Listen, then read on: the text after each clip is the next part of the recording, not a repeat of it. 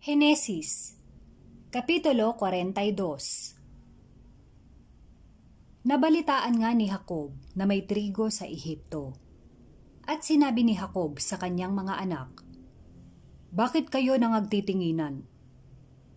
At kanyang sinabi, "Narito, aking narinig na may trigo sa Ehipto.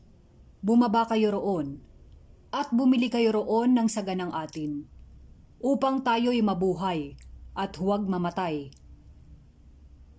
At ang 10 kapatid ni Jose ay bumaba, na bumili ng trigo sa Ehipto. Datapwat si Benjamin na kapatid ni Jose ay hindi sinugo ni Jacob na kasama ng kanyang mga kapatid, sapagkat anyay, baka sakaling may mangyari sa kanyang anumang kapahamakan.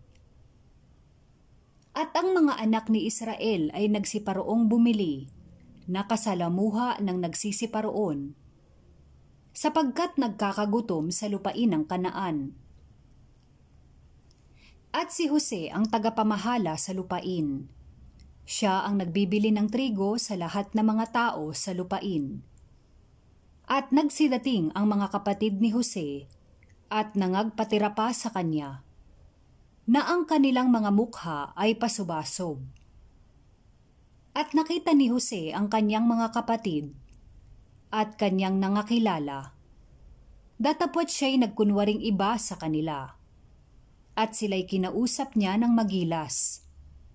At sinabi sa kanila, "Saan kayo nagsipanggaling?" At sinabi nila, "Sa lupain ng Kanaan upang bumili ng pagkain." At nakilala ni Jose ang kanyang mga kapatid, datapwat hindi nila siya nakilala. At naalaala ni Jose ang mga panaginip na kanyang napanaginip tungkol sa kanila, at sa kanila'y sinabi, "Kayo'y mga tiktik upang tingnan ninyo ang kahubaran ng lupain kaya kayo naparito." At kanilang sinabi sa kanya, "Hindi, Panginoon ko, kundi ang iyong mga lingkod ay nagsiparito upang bumili ng pagkain. Kaming lahat ay anak ng isa lamang lalaki. Kami ay mga taong tapat. Ang iyong mga lingkod ay hindi mga tiktik." At kanyang sinabi sa kanila, "Hindi, kundi upang tingnan ang kahubaran ng lupain kaya kayo naparito." At kanilang sinabi, "Kaming iyong mga lingkod ay 12 magkakapatid, na mga anak ng isa lamang lalaki sa lupain ng Kanaan. At narito, ang bunso ay nasa aming ama ngayon, at ang isa'y wala na." At sinabi sa kanila ni Jose, "Iyan ang sinasalita ko sa inyo, na aking sinasabi, kayo'y mga tiktik. Dito ko kayo susubukin.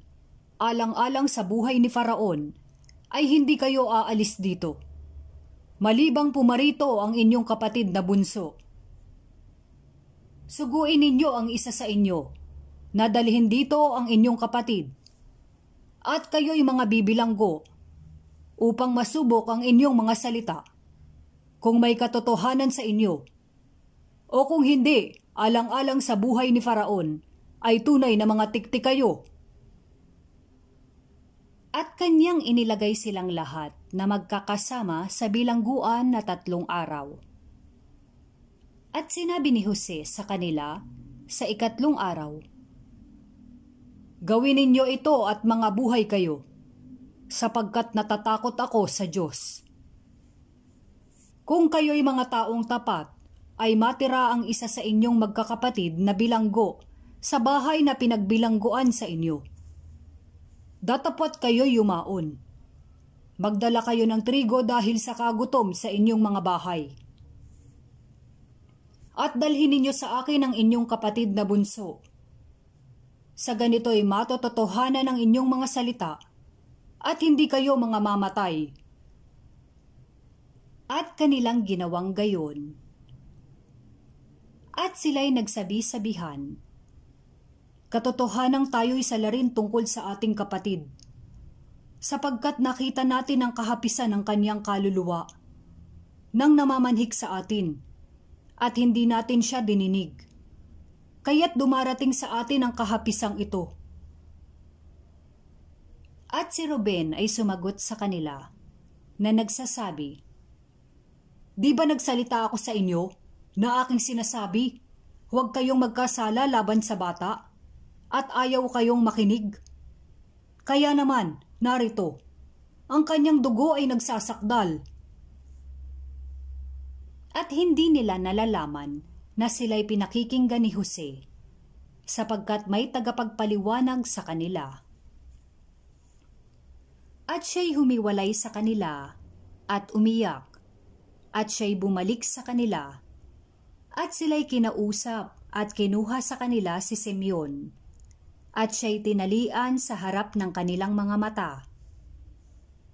Nang magkagayoy ipinag-utos ni Jose na punuin ng kanilang mga bayong ng trigo, at ibalik ang salapi ng bawat isa sa kani-kaniyang bayong, at sila'y bigyan ng mababaon sa daan, at ginawa sa kanilang gayon.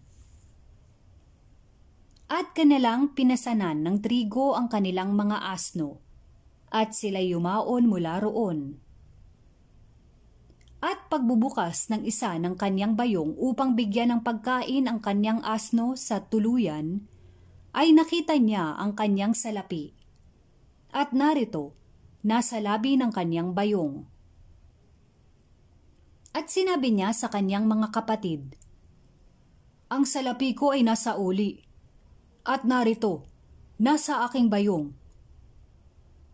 At kumutob ang kanilang puso, at nangagtinginan na nanginginig, na nagsasabihan, "Ano itong ginawa ng Diyos sa atin?" At sila'y dumating kay Jacob na kanilang ama sa lupain ng Kanaan, at isinaysay nila sa kanya ang lahat na nangyari sa kanila, na sinasabi, "Ang lalaking Panginoon sa lupaing yaon ay kinausap kami na magilas, at inari kaming mga tiktik sa lupain. At aming sinabi sa kanya, kami ay mga taong tapat, hindi kami mga tiktik. Kami ay 12 magkakapatid, na mga anak ng aming ama. Ang isa'y wala na, at ang bunso ay nasa aming ama ngayon, sa lupain ng Kanaan." At sinabi sa amin ng lalaking yaon, ng Panginoon sa lupain, "Dito ko makikilala na kayo'y mga taong tapat. Mag-iwan kayo sa akin ng isa sa inyong magkakapatid, at magsipagdala kayo ng trigo dahil sa kagutom sa inyong mga bahay, at kayo'y yumaon. At dalhin ninyo rito sa akin ang inyong kapatid na bunso. Kung gayo'y makikilala ko na kayo'y hindi mga tiktik, kundi kayo'y mga taong tapat. Sa ganito'y isasauli ko sa inyo ang inyong kapatid, at kayo'y mangangalakal sa lupain." At nangyari na pag-aalis ng laman ng kanilang mga bayong, na narito, sa bayong ng bawat isa ay nakalagay ang balot ng kani-kaniyang salapi. At nang makita nila at ng kanilang ama ang kanilang mga balot ng salapi, ay nangatakot. At sinabi sa kanila ng kanilang amang si Jacob, "Inalis na ninyo sa akin ang aking mga anak. Si Jose ay wala, at si Simeon ay wala, at aalisin pa ninyo si Benjamin. Lahat ng bagay na ito ay laban sa akin." At nagsalita si Ruben sa kanyang ama, na sinasabi,